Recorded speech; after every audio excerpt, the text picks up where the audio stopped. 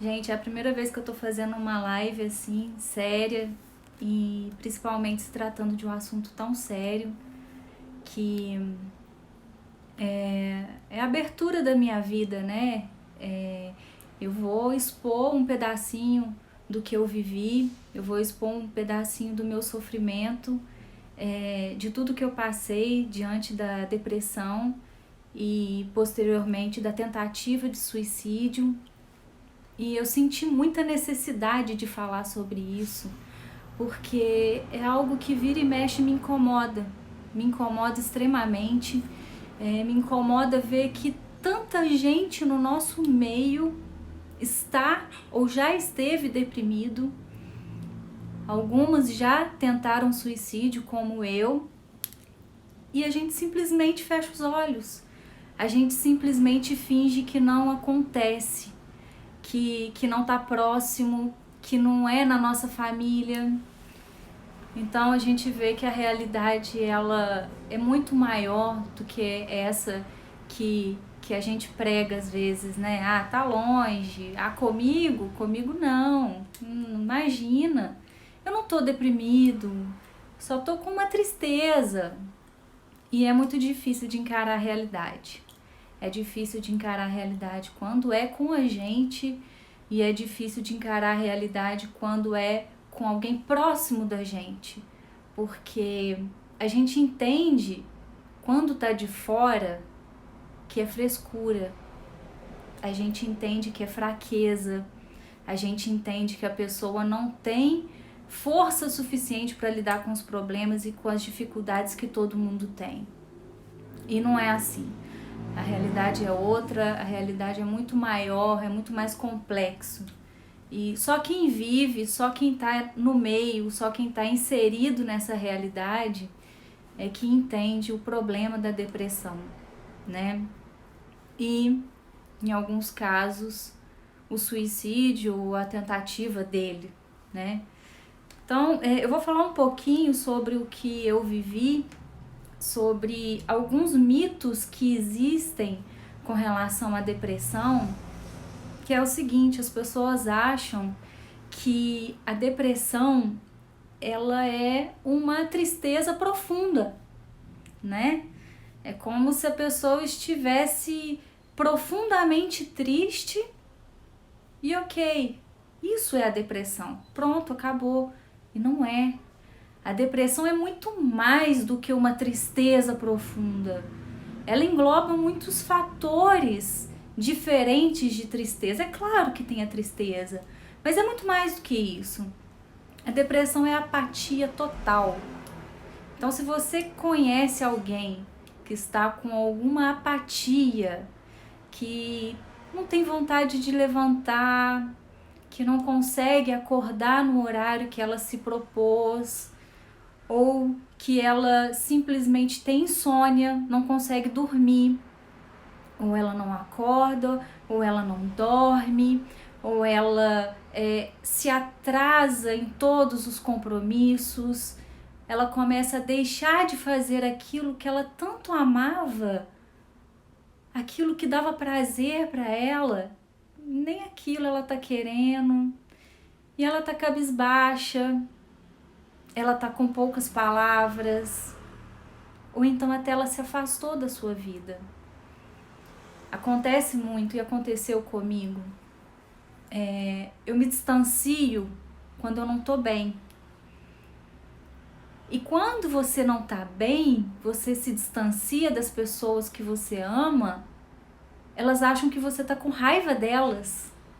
Elas acham, nossa, mas fulano tá tão distante, né? Não tá nem aí pra nossa amizade, não tá nem aí pro meu contato, não me responde direito ou simplesmente me ignora.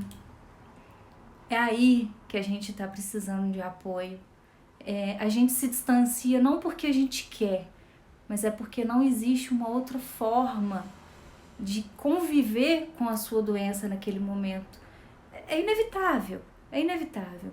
Então, quando você fala que a depressão é tristeza profunda, não é só uma tristeza profunda.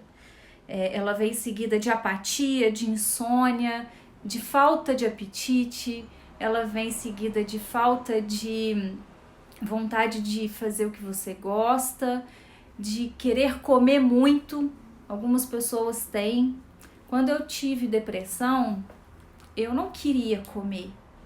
Eu simplesmente não comi. Eu tive depressão 2 vezes na minha vida. O primeiro episódio de depressão na minha vida foi quando eu estava com 14 para 15 anos.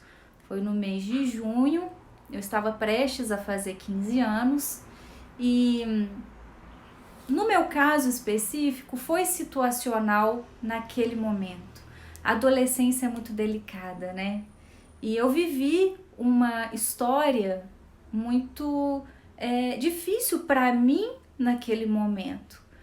Eu namorava, eu tinha um namoradinho, e esse namoradinho era assim, era aqueles namoricos de beijinho na boca e de colégio, mas mulher, gente, mulher, principalmente primeiro namorado, acha que é pra vida toda, e eu achei, pensa, 14 anos eu achei que era pra vida toda, imagina se seria, às vezes acontece, mas isso não é regra. E aí eu comecei a sentir que esse meu namoradinho, ele tava se distanciando de mim. Tava estranho, sabe? Quando você... E olha, eu tinha 14 anos, era o meu primeiro namorado, mas eu já senti que ele tava estranho. E ninguém gosta de ser rejeitado. Aí eu virei pra minha melhor amiga e falei assim: fulana, eu tô achando que ele tá muito diferente comigo. Quer saber? Eu vou terminar com ele antes que ele termine comigo. Por quê? Medo da rejeição. Então, antes de ser rejeitada, eu rejeitei. Eu preferi rejeitar do que ser rejeitada. Então, eu terminei com ele e chorava no ombro dessa amiga e falava assim: fulana, eu terminei, mas eu amo ele. Ai, meu Deus, eu não aguento viver sem ele, o que vai ser da minha vida? Com 14 anos de idade, achando que era o fim do mundo. E aí, chorava pelos cantos, eu lembro, no colégio, estudava no Colégio Imaculada, no banheiro do colégio, eu vivia chorando com ela, sobre terminei, mas será que eu deveria ter terminado? Enfim. Umas 2 semanas depois, deixa eu ver o que o Wendel tá escrevendo. Wendel, se alguém precisa ou sabe de alguém que está precisando de ajuda, divulgue o Centro de Valorização da Vida, CVV. É só ligar 181 que será todo o suporte necessário. Ah, bacana, bacana. 181, gente, falando desse assunto, 181, a gente pode ligar e ter todo o suporte. Então, nesse momento, né, que eu terminei com ele, ainda amava, né? Achava que era o fim do mundo e contava pra minha amiga, né? Desabafava com ela. Passaram-se 2 semanas do término do namoro. Eu descobri que a minha melhor amiga estava namorando com ele. Aquela com quem eu desabafava. Então, pra mim, aos 14 anos de idade, que você está construindo uma personalidade, você está construindo um ser todo envolto de dúvidas, de incertezas, de aceitação, de críticas, de julgamento. Eu me senti excluída totalmente. Eu fui excluída da vida dessa pessoa, do meu namoradinho, e eu fui excluída da vida da minha melhor amiga. Eu fui traída, eu me senti apunhalada pelas costas. Então, nesse momento, eu achei que era o fim. Ninguém me amava, ninguém me queria. A minha mãe conta que ela falava assim comigo: Tayana, mas você é linda. E não tem que ficar triste por isso. Claro que não tem, mas isso não resolve. Falar isso não resolve. E aí... Gente, eu tinha pavor nessa época, depois de tudo que aconteceu. Isso foi um gatilho, né? Eu não diria que isso foi tudo. Não, isso não foi tudo, mas foi um gatilho para que a depressão viesse. E aí, eu lembro que minha mãe falava que eu odiava a minha voz. Falava, mãe, eu não quero essa voz, eu odeio a minha voz. Como que eu faço para melhorar a minha voz? Eu odiava meu corpo, eu odiava meu cabelo, eu odiava tudo em mim, tudo. Eu odiava meu nariz. O nariz é meio empinado assim, mas eu não sou metida não, tá, gente? É porque é assim, não tem jeito. E eu odiava ele. Odiava tudo, odiava meu sorriso, odiava minha pele, odiava minha mão, odiava minha perna, meu pé. Tudo meu era horrível. É como se Deus tivesse juntado tudo que há de pior na terra e falasse assim, vai pra você, minha filha, tudo de ruim agora vai ficar contigo. E eu caí numa depressão profunda.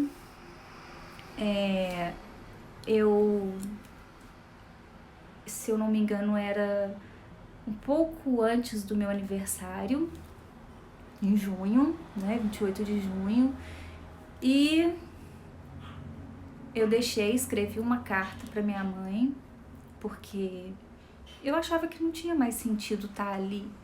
É como se você estivesse na vida por estar, sem propósito. E eu escrevi uma cartinha para ela, pro meu pai, e falei que eu os amava demais, mas que eu não suportava a dor. Eu não suportava, eu não tinha forças para enfrentar essa batalha que era a não aceitação, que era a rejeição e que era simplesmente a vontade de desistir de tudo. Eu não queria mais e eu achava que eu não tinha mais condição de continuar. E eu escrevi a cartinha e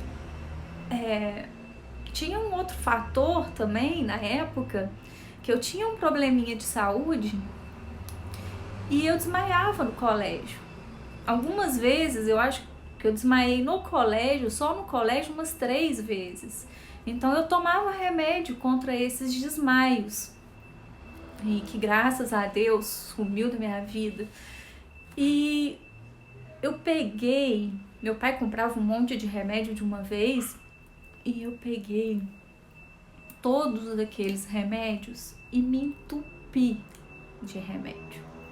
Eu tomei tudo. E depois disso, eu não lembro mais. Eu só lembro que eu dormi uns 3 dias, eu acho, seguidos. Eu dormi, e quando eu acordei, era tudo um vazio. E continuou sendo um vazio por 6 meses. 6 meses eu continuei vazia, totalmente morta por dentro, totalmente sem vontade, sem ânimo. Eu tava no primeiro ano, acho que eu tava no primeiro ano, e eu era uma boa aluna, e as irmãs do colégio sabiam disso e viram a situação, e elas repetiram as minhas notas do primeiro semestre, elas repetiram para o segundo. Então eu lembro que de agosto a dezembro eu não apareci no colégio nenhuma vez, nada, nem a carinha lá eu cheguei, e não fiz prova, não fiz nada, elas só repetiram primeiro semestre igualzinho ao segundo, e eu passei de ano. Assim, né, isso no vestibular fez uma falta imensa, porque tinha matéria que eu nunca tinha visto na vida, que eu não recuperei essa matéria que eu perdi. Mas eu ficava em casa olhando pro teto. Gente, foram 6 meses da minha vida que eu não vi acontecer. É incrível, mas eu não vi. Foram 6 meses olhando para o teto. Eu lembro, no quarto lá da casa da minha mãe, eu me deitava e olhava para o teto. Eu não assistia televisão, eu não saía, eu não levantava para nada. A minha mãe conta e é uma realidade, sabe, gente? Eu acho que a gente não tem que fingir que isso não existe. Minha vida não é perfeita, minha vida não foi perfeita, não é, nunca vai ser perfeita e a de ninguém é. E é mentira falar que a internet é que você tem que postar só coisas lindas, só coisas maravilhosas e momentos lindos e maravilhosos. Mentira, não é. Tá errado. E eu lembro que a minha mãe me conta, né, depois que passou, porque na época eu não tinha consciência de nada. Minha mãe me conta que eu não queria tomar banho. Nada fazia eu tomar banho. Nada fazia. A Vanessa, isso já aconteceu comigo, não tão intenso assim, mas já estive muito mal por motivos parecidos. Só quem passa sabe. Exatamente, Vanessa, só quem passa sabe. E minha mãe falava, Tayana, eu entrava no seu quarto, mas vinha um mau cheiro de pessoa que não tomava banho.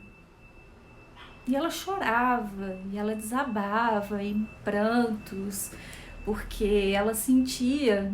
Eu vou deixar salvo, Gisele, vou deixar salvo porque eu acho que é uma realidade que a gente tem que falar, né? E aí, a minha mãe falava que sentia aquele mau cheiro subindo, e assim que ela entrava, ela despencava e voltava, para que eu não visse ela nesse estado, né? Mas foi muito triste e durante esses 6 meses foi um vazio absurdo. Eu só pensava em morrer, eu só pensava que eu não tinha serventia nesse mundo. E só quem passa por isso sabe. Você se questiona, pra que viver? Se a vida é só sofrimento, não tem sentido eu estar nesse mundo. Eu não agrego valor a ninguém. Ninguém me ama, ninguém me quer. Pra que eu vou estar aqui? Pra quê? E quando você é adolescente, isso é muito mais vivo dentro de você, porque você tem que ter aceitação social. Você precisa disso. Isso assim, não sou eu, tá? Isso é um fato que acontece com todo mundo. E sim, Lu, o apoio da família é fundamental, com certeza. Se a família não te apoiar, você se perde mais ainda. Mas no meu caso, eu tava num ponto que eu tinha todo o apoio da minha família. Meu pai, minha mãe. A única coisa que eu lembro de ter comido nesses 6 meses era Danone. Eu lembro que meu pai chegava naquele quarto fedorento, catinguento, segundo a minha mãe, né? E me dava Danone, à força. Ele era a única pessoa que conseguia me fazer comer o tal do Danone. E eu pesei 40 quilos. Pensa bem, 40 quilos. E cada depressão é de um jeito, nenhuma é igual. Você não queria tomar banho, já a minha filha tomava uns 20 banhos por dia. Olha que loucura. Gente, é incrível como que muda, né? Eu tô falando a minha história, eu tô falando o que eu vivi no meu primeiro episódio de depressão. Eu tive 2 episódios. Eu tive 2 episódios de depressão e eu tive 2 episódios de tentativa de suicídio. Então, às vezes eu olho para trás e eu nem acredito. Eu mesma não acredito, mas eu tive. Eu mesma não acredito porque hoje eu olho para trás e falo assim, cara, olha quanta coisa boa eu ia deixar de viver se eu tivesse conseguido obter êxito no meu suicídio. Olha quanta coisa bacana na minha vida, quanta pessoa incrível eu ia estar jogando fora.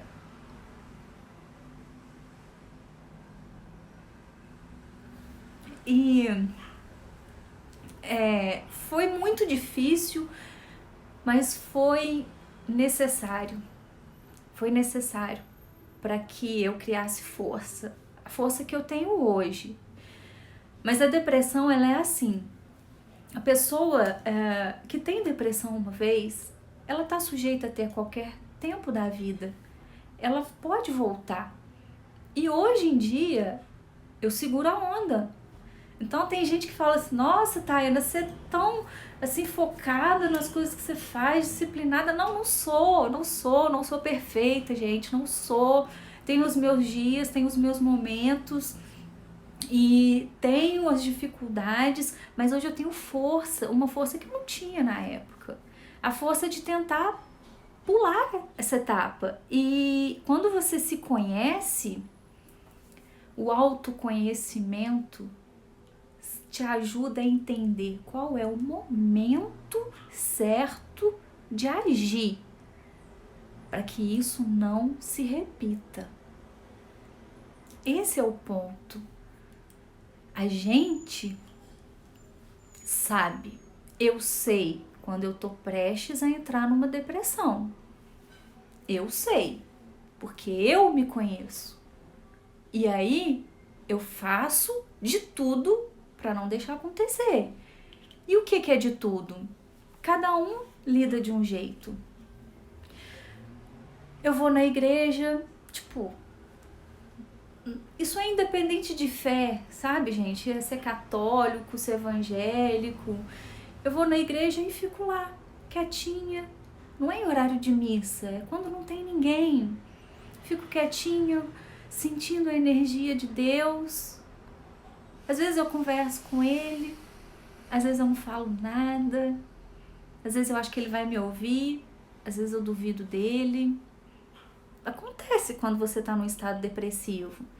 E hoje, o que eu faço? Eu ligo uma música que eu gosto e vambora. E isso vai dissipando, porque é uma faísquinha, sabe? Você sabe que qualquer faísquinha para uma pessoa depressiva, ela pode se tornar uma depressão. Então, qualquer dia mais tristezinho que eu tô tendo, eu vou lá e, bola pra frente, deixa eu fazer o que eu gosto, deixa eu comer o que eu gosto, deixa eu fazer uma atividade física, que a atividade física, ela elimina toda essa energia negativa e transforma a energia negativa em uma energia positiva. Pra mim é fantástico. E tá, beleza. Contei o meu primeiro episódio, fiquei 6 meses sem a aula e fiquei 6 meses deitada no quarto sem fazer nada. Fiquei 6 meses sem entender o que acontecia comigo e com vontade de continuar morrer. A vontade de morrer, ela continuava, ela era frequente todos os dias e eu só queria isso. E eu tinha uma irritabilidade imensa. Aconteceu um episódio na minha casa que eu briguei com meu pai. A pessoa que mais me dava apoio era o meu pai. A Luana, falando que já teve depressão. Ju, sim, Ju, tô partilhando porque as pessoas têm que saber que isso é normal. Depressão é uma doença normal. Te amo, mãezinha. Ah, minha mãe comentando aí. Te amo. E quando eu tava em depressão, eu tinha uma irritabilidade muito grande. Eu briguei com meu pai uma vez, mas assim, eu briguei de gritar. E eu sempre fui de respeitar muito meu pai. E nesse dia eu gritei. Gente, assim, eu acredito em Deus. Mas naquele dia tinha algo de muito estranho dentro de mim, porque não tem lógico. Meu irmão mais novo, o Lutainer, ele lembra desse episódio e ele era bem novinho e aquilo marcou ele. Até hoje ele comenta sobre esse dia, que foi um dia muito estranho na nossa vida. Eu tinha uma força, a minha raiva me dava uma força que eu briguei com meu pai e eu me tranquei no banheiro e a família inteira ficou na porta, empurrando a porta antes que eu trancasse, para que eu não ficasse lá sozinha. E, gente, eu sozinha impedi todo mundo de empurrar aquela porta. E eles quebraram a pia do banheiro nessa força. era uma força, assim, muito doida. Eu não sei, eu sou meio cética com relação a muita coisa, mas nesse dia foi muito esquisito, foi muito estranho, foi uma força muito ruim, negativa sobre mim. E os meus pais levavam um padre lá, eu xingava, eu gritava, sai daqui, o que você tá fazendo aqui? Eu não quero você aqui, você não resolve a minha vida, vai embora. E levaram, como é que chama? Benzedeiro, levaram tudo quanto tentaram de tudo que vocês possam imaginar. Bezendeiro, levaram pastor. Por mais que a gente fosse católico, eu acredito que nesse momento a família fica com muito desespero, né? A família quer tentar de tudo. E os meus pais sempre foram muito presentes nesse momento. A minha família é muito unida nesses momentos. E aí, eu vivi esse momento. E como eu saí? Gente, eu só saí com remédio. Não teve jeito. E eu lutei, eu não queria tomar remédio, eu não queria comer, eu não queria tomar banho, eu não queria viver. Pra que eu ia tomar remédio? Eu relutei muito, relutei. Até que um dia eu aceitei. Eu aceitei e foi aí que eu senti que a minha vida foi voltando aos pouquinhos ao normal. Eu fui sentindo que algo se preenchia dentro de mim aos poucos. E aí no ano seguinte eu voltei ao colégio. Gente, eu tive um apoio incrível da minha turma. Eu tenho alguns aqui no meu Instagram. A minha mãe fez um álbum pra mim de 15 anos, que coincidentemente foi na época que tudo aconteceu. E muitas pessoas escreveram para mim mensagens nesse álbum de apoio. Eu tive muito apoio deles, que assim, na época, tava nem aí pras mensagens, né? Mas depois que passou, e até hoje eu leio esse álbum, eu fico assim emocionada de ler as mensagens, de ver o carinho que as pessoas tiveram comigo. E aos pouquinhos eu fui voltando, fui tentando me reinserir na sociedade, mas isso foi só com remédio. O remédio, ele tem seus prós e seus contras. Eu tinha medo de tomar remédio e ficar... toda a minha vida, eu nunca gostei de tomar remédio, eu tinha medo de ficar dependente. Mas eu tomei o remédio, fiquei um período com ele, uns 2, 3 anos, fiquei tomando remédio e depois parei. O que aconteceu? Parei e não fiz terapia. Eu não fiz terapia, parei simplesmente com remédio. No início da minha fase adulta, eu já estava na faculdade, eu sempre fui uma menina muito dedicada àquilo que eu gosto. E eu adorava fazer direito. Eu amo direito até hoje. Eu acho o direito incrível. A prática que às vezes não coaduna com a teoria, e isso às vezes deixa a gente meio frustrado. E aí eu tava na faculdade quando veio novamente esse episódio de depressão. E dessa vez eu já tinha um conhecimento meu sobre tudo, mas ainda assim eu não tinha força para poder impedir que aquela depressão viesse novamente. Eu já tinha vivido tudo e ainda assim eu não conseguia evitar que ela se instalasse na minha vida de novo. E aí veio a maldita da depressão novamente. E ela veio com tudo. E nesse momento aconteceu de não ter nenhum fato específico. Naquele momento passado, houve um gatilho, né, que foi essa questão de ser traída pelo meu namoradinho e pela minha melhor amiga. Então, assim, na minha cabeça, naquela época, eles eram culpados. Hoje eu vejo que não, são fatos corriqueiros da vida e era para ser assim, era para acontecer assim, graças a Deus que aconteceu assim. Só que naquele momento você não entende. E aí no segundo momento de depressão, eu não tive nenhum gatilho visível. Eu era uma menina perfeccionista e até hoje eu luto contra o perfeccionismo. Gente, quem é perfeccionista não significa que é perfeito, não. Muito pelo contrário. A pessoa que é perfeccionista, ela tenta fazer o máximo possível das coisas dela com perfeição, para se sentir bem. Não significa que ela é perfeita. Não, é justamente por não ser perfeita que o perfeccionista fica tentando fazer as coisas com perfeição. E eu luto contra o perfeccionismo até hoje. Então, às vezes eu falo assim, eu vou postar uma foto assim. Ai, será? Tô tão horrorosa. Hoje em dia, eu não tô nem aí. Foda-se. Eu vou postar. Eu sou assim. Então, não vou falar isso porque pode ser inapropriado. Não, foda-se, eu vou falar isso. Entende? Você começa a entender que, tipo, a vida é essa. E você não vai ficar se limitando, se privando a ser quem você é pelos outros. E aí, nesse segundo momento de depressão, só se juntaram sentimentos negativos, sentimentos de inutilidade. E aí você pensa, o que eu vou ser da vida? O que eu vou ser quando crescer? E aí você tá na faculdade, e aí você vê um mundo inteiro lá fora e fala assim, eu quero esse mundo, mas eu não vou conseguir. Eu quero conquistar tudo que eu quero, mas eu não vou conseguir. Aí vem as limitações da vida, né?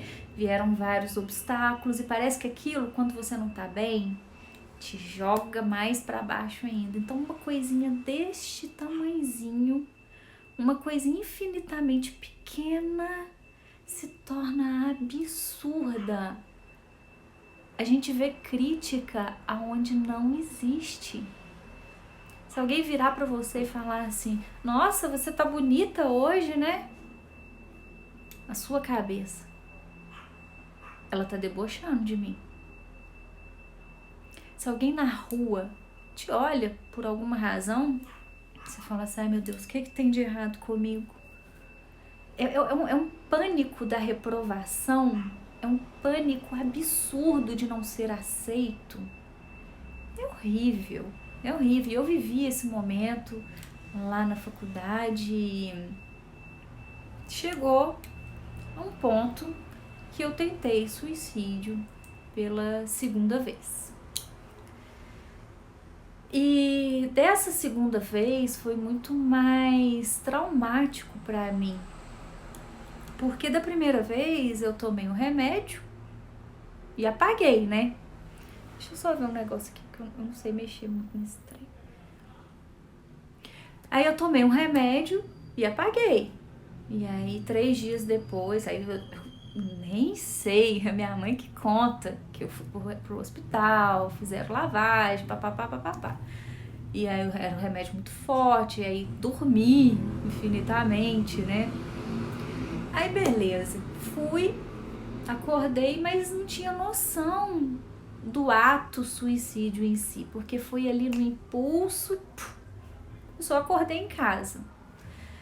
Já dessa segunda vez, foi muito traumático e assim, essa segunda vez eu até tenho um pouquinho mais de problema de falar dela,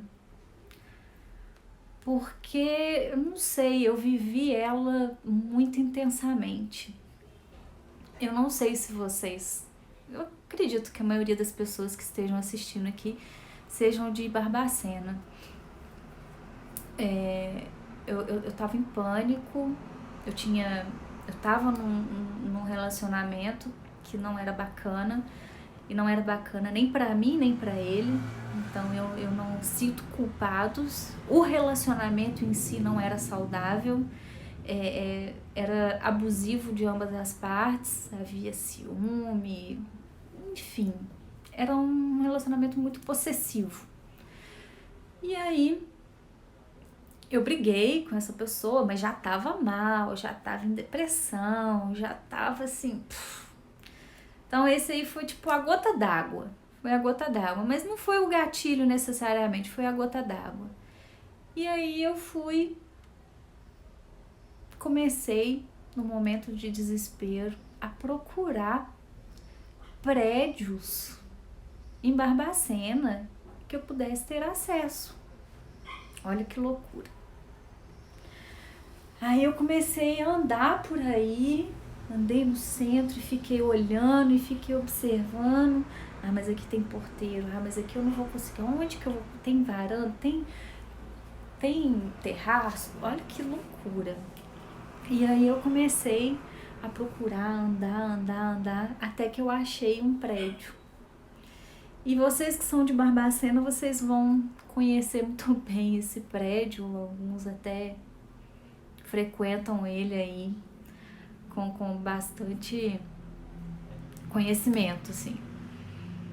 Era um prédio que estava abandonado há muitos anos e que eu tinha livre acesso e era alto. Era isso que eu queria.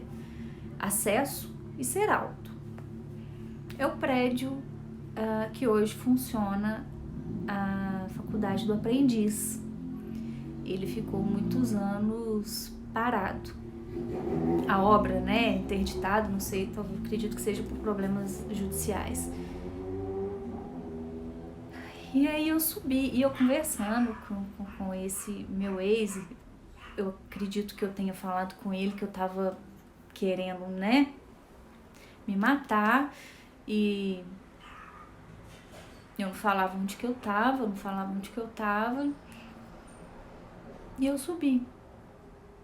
E aí eu fui subindo, chorava, subia, chorava,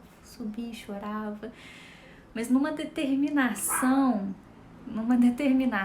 de que não tinha sentido a vida e para que eu ia estar ali, por que eu ia continuar a viver infeliz, sem propósito de vida, para quê? E aí eu subi, e quando eu subi, eu olhei lá para baixo. Gente, era muito alto. Era alto demais. Mas isso não era um problema pra mim, na verdade era a solução. E que bom que era alto.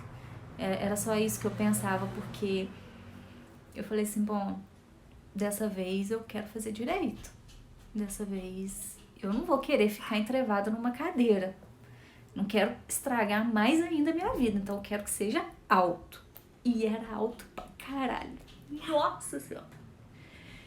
E eu cheguei na pontinha e chorando, eu tava muito decidida.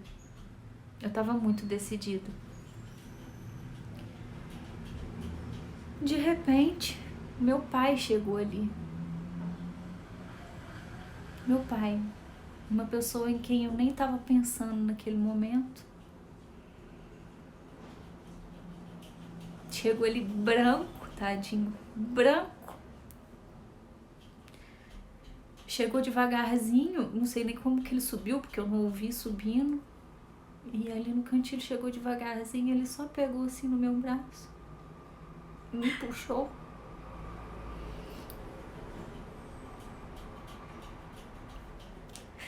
E falou assim, vem cá, minha filha. Eu não posso te perder. A minha vida não vai ser nada sem você.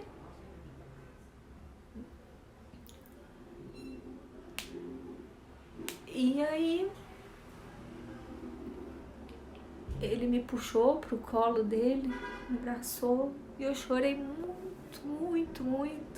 Eu desabei ali, né, mas... E a gente nem conversa sobre esse momento. A gente não conversa sobre isso, mas eu sei que marcou tanto a vida dele quanto a minha. Porque a gente não pensa nas pessoas que ficam. A gente não pensa que as pessoas que ficam vão sofrer mundos e fundos sem a gente aqui. E meu pai ter chegado ali naquele momento foi totalmente inesperado. Como ele me achou ali, até hoje eu não sei.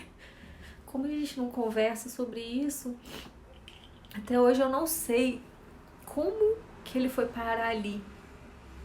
Eu nem sei se tinha alguém com ele, mas eu acho que não. Ali em cima, pelo menos, não. Lá embaixo, eu não sei de nada. Eu só sei que foi assim. E eu precisei disso para terminar o meu relacionamento e seguir minha vida adiante. Eu precisei dessa chacoalhada, desse contato com a morte, de olhar lá embaixo e falar assim, daqui a pouquinho tudo acabou. E aí você pensa, daqui a pouquinho os problemas se resolveram, a vida se dissipou, pronto, acabou o sofrimento, olha que alívio. Olha o que a pessoa pensa, só pensa em aliviar a dor, ela só pensa em aliviar tudo que sentiu e que tá sentindo e que não quer mais, tipo, pra quê? Não quero. E a única solução é a morte. Só que depois desse episódio, eu vivi uma força tão grande.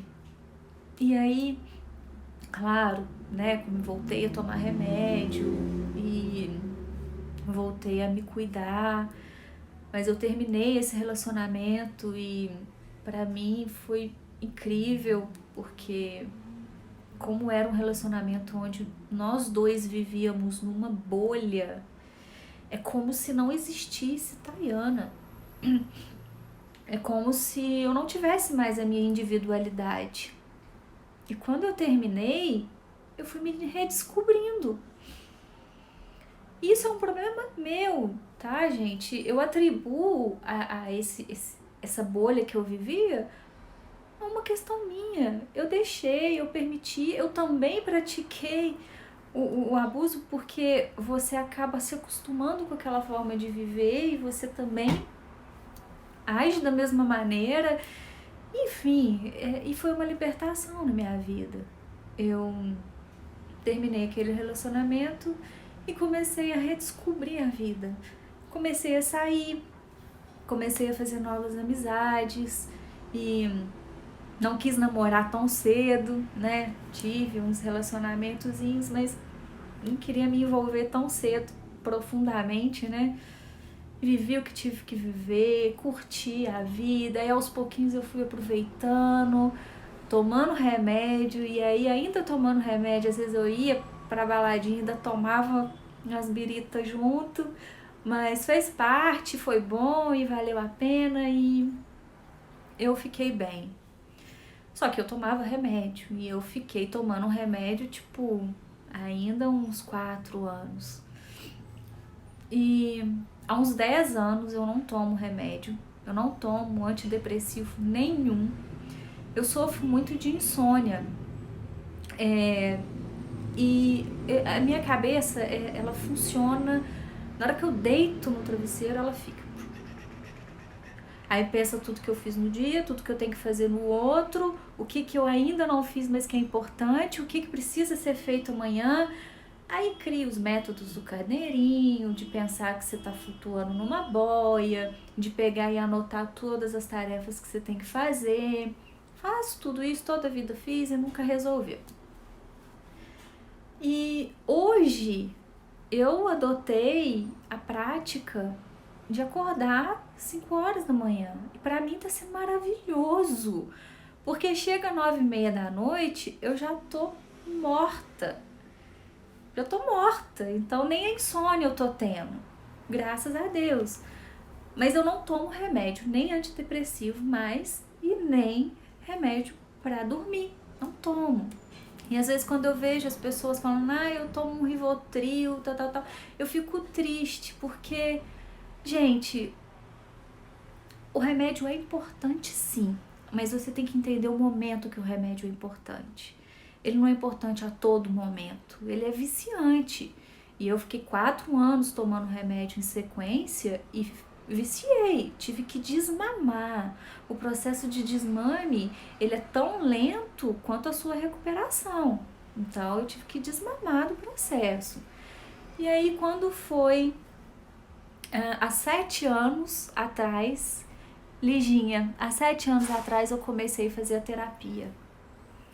Eu faço terapia toda semana. Tem 7 anos. E assim, eu até, na semana passada, eu tive uma conversa com a minha terapeuta e falei com ela, olha só, o negócio é o seguinte, eu vou aposentar com você, tá legal?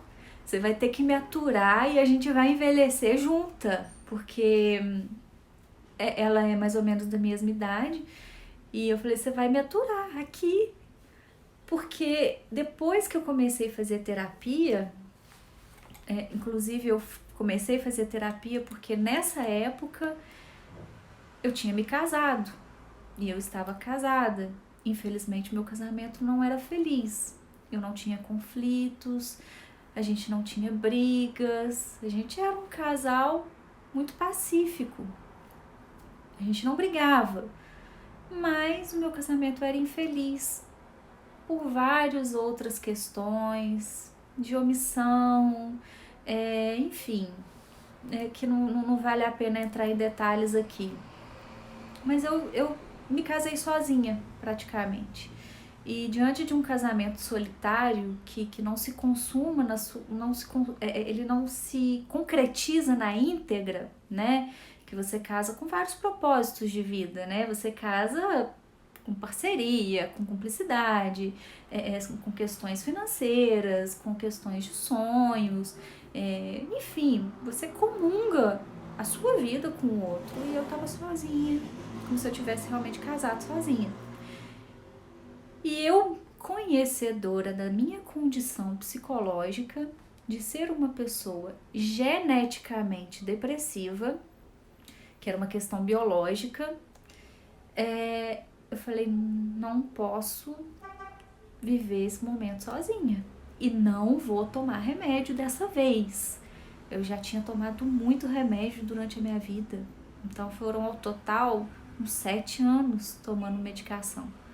E às vezes eu acho assim, eu até brinco que eu acho que eu me sinto mais burra de tanto remédio antidepressivo que eu já tomei. Porque quando você toma antidepressivo, você fica meio lesado. É normal, faz parte. Mas eu não queria isso mais pra mim. Foi um momento que foi fundamental. Se eu não tivesse tomado remédio, eu tava lá até hoje, olhando pro teto. Mas eu não queria de novo. E aí eu comecei a fazer terapia, há 7 anos atrás. E com a terapia houve o autoconhecimento. Gente, vocês não têm ideia de como é maravilhoso o autoconhecimento. Você entender os seus pontos fracos através de um olhar profissional. Você entender que você existe com seus pensamentos, com as suas limitações, e tem alguém ali do outro lado que apreende todo esse conjunto de sentimentos que devolve para você. Mas devolve com um olhar clínico. Nossa, nosso cachorrinho é tão que tá. É que chegou gente. Você devolve, a pessoa, o terapeuta, ele te devolve a visão de si. Quem para 1 hora na sua semana para poder avaliar quem eu sou, como estou, como foi minha semana, quais são os meus objetivos de vida, o que tem me feito feliz, o que tem me feito infeliz, onde que eu tô errando, o que tá pegando na minha vida, essa semana como é que foi? Ninguém faz isso sozinho, ninguém. Então a terapia faz com que eu faça isso até hoje. Então com a terapia eu tomei a decisão de me separar, e foi uma decisão muito sábia. Eu precisava de um aval de um profissional para me separar. É como se porque eu casei pra vida toda, né? Você fala lá no altar, né? Enfim, você promete ali. E eu me apegava muito a isso, fora o amor, lógico que havia, mas eu precisava de ter uma consciência de que eu já tinha feito de tudo naquele casamento para me separar. E aí eu fiz a separação com a terapia, continuei a terapia e faço a terapia. E é bom fazer terapia, inclusive nos momentos bons. Às vezes a gente acha que a terapia é só pra quando você tá ruim. Não! Quando você tá legal, sabe aqueles dias que você tá em alta? Aqueles dias que tipo, uau, eu sou um super-herói, eu posso tudo que eu quero, eu vou conseguir.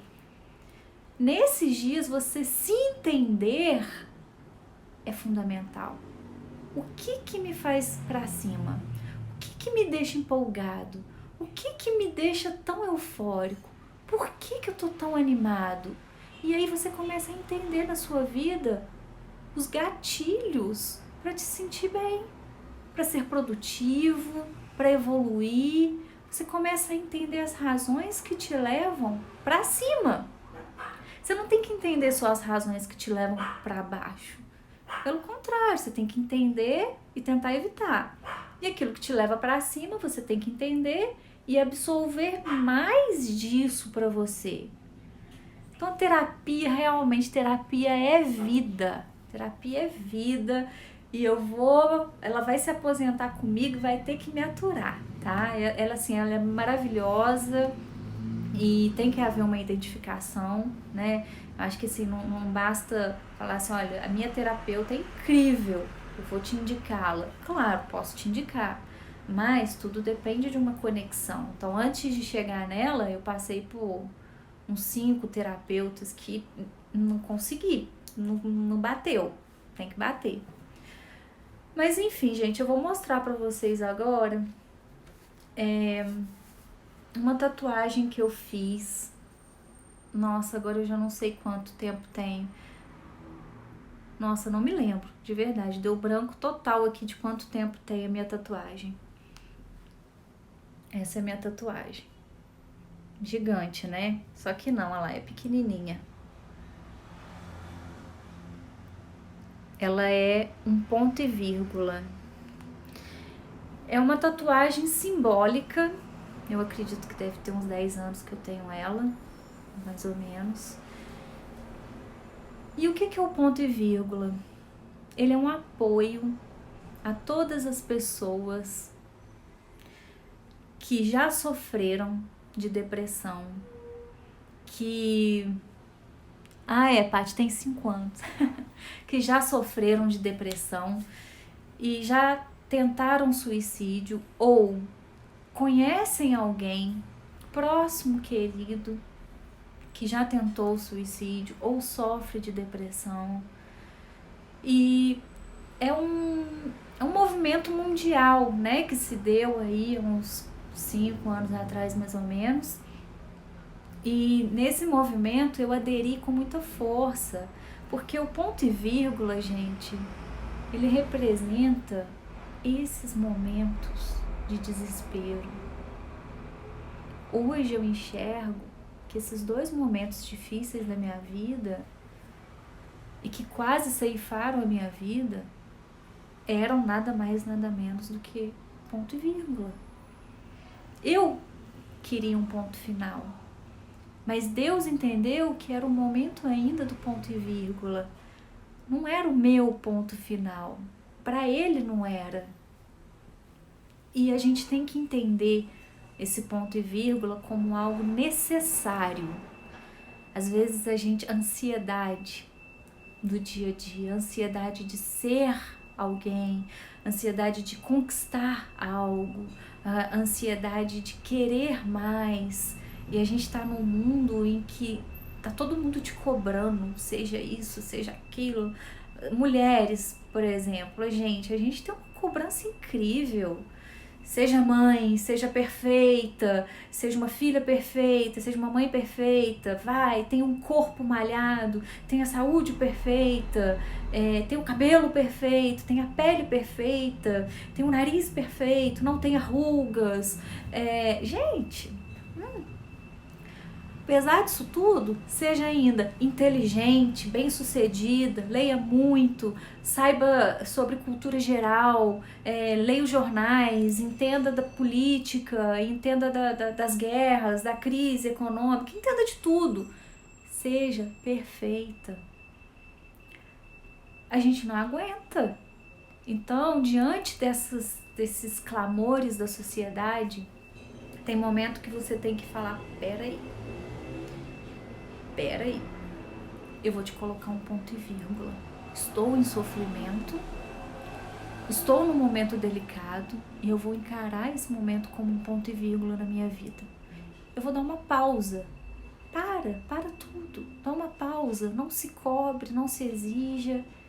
Se você achar que é o momento de tomar um remédio, de procurar um profissional, procure. Se você achar que é o momento de fazer a terapia, que melhor ainda, procure. Se você tem alguém na sua família que tá cabisbaixo, ajude, gente, porque assim, é muito difícil a gente ajudar, eu sei, porque eu já estive nos dois lados. E hoje, eu tenho uma pessoa muito querida que tá com depressão. Tem uma pessoa que eu amo demais que tá com depressão. E é uma pessoa extremamente que você olha e você fala, mas por quê? Né? A gente que tá de fora não entende. E é extremamente irritante quando alguém vira pra você e fala assim, você não tem motivo pra ter depressão. Nunca fale isso pra quem tem depressão.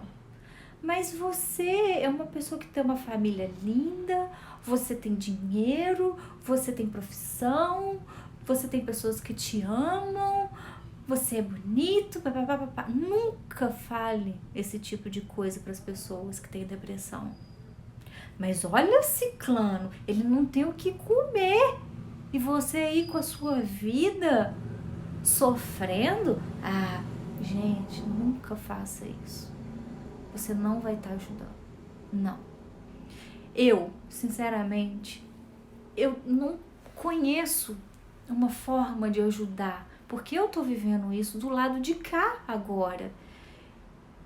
E assim, a gente quer só transmitir amor, a gente só quer transmitir compreensão, mas muitas vezes a gente não sabe como dizer para aquela pessoa que eu tô aqui, o que for, eu tô aqui, tá?